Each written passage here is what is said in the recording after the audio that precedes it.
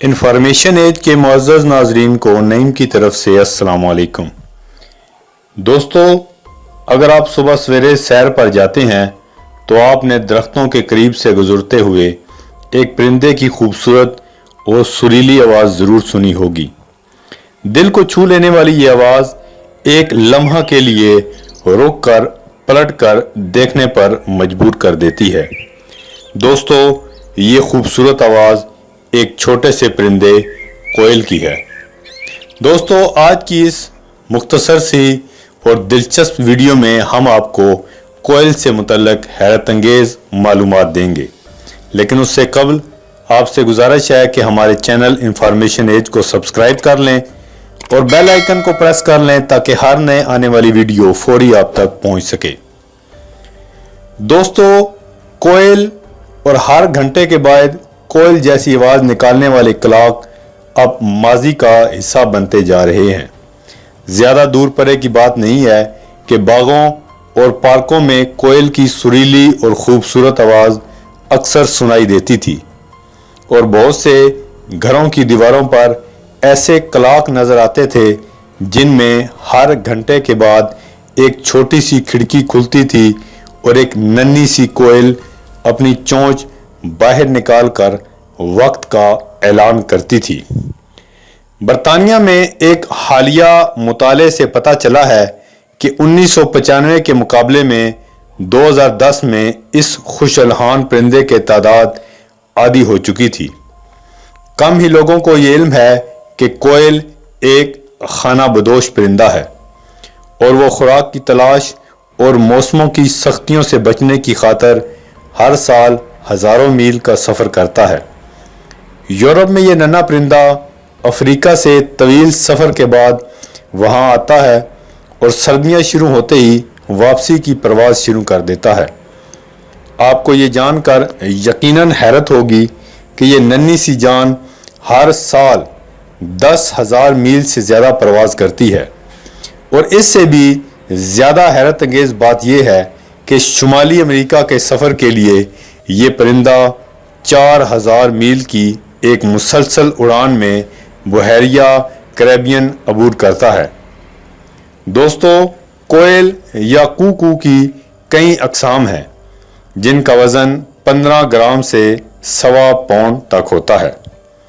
مختلف اقسام کے پروں کی رنگت بھی مختلف ہوتی ہے، اور کوئل کی نقل مکانی پر نظر رکھنے والے یورپی تحقیقی ادارے BTO کے مطابق کچھ اقسام نقل مکانی نہیں کرتے اور کسی خاص علاقے میں مستقل طور پر رہتی ہیں۔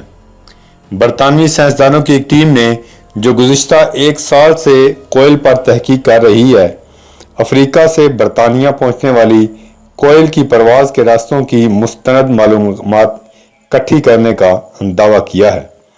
اس تحقیق کے لیے پہلی بار GPS سے مدد لی گئی اور سیٹلائٹ کے ذریعے ان کی پرواز پر نظر رکھ کر ڈیٹا مرتب کیا گیا۔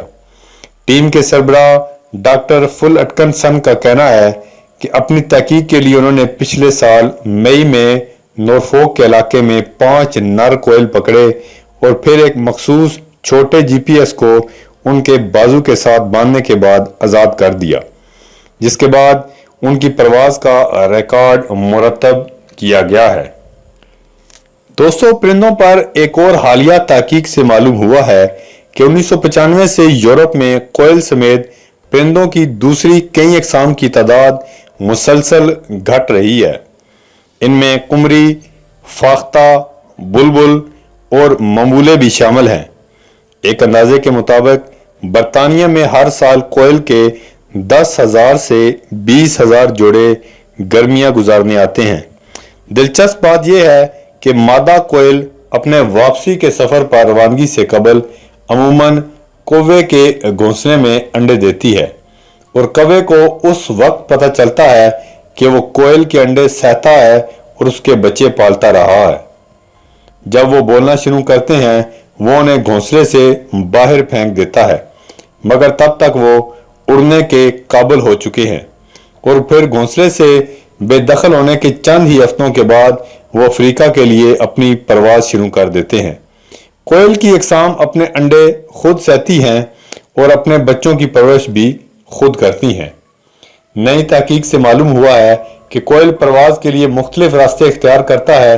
बालग परिंदे अपना सफ़र पहले शुरू करते हैं और अमूमन मार्च के आखिर या अप्रैल के शुरू में बरतानिया पहुंच जाते हैं और फिर जुलाई अगस्त में इनकी वापसी शुरू हो जाती है, जबकि इनके बच्चों की परवाज तकरीबन 1 माह बाद शुरू होती है।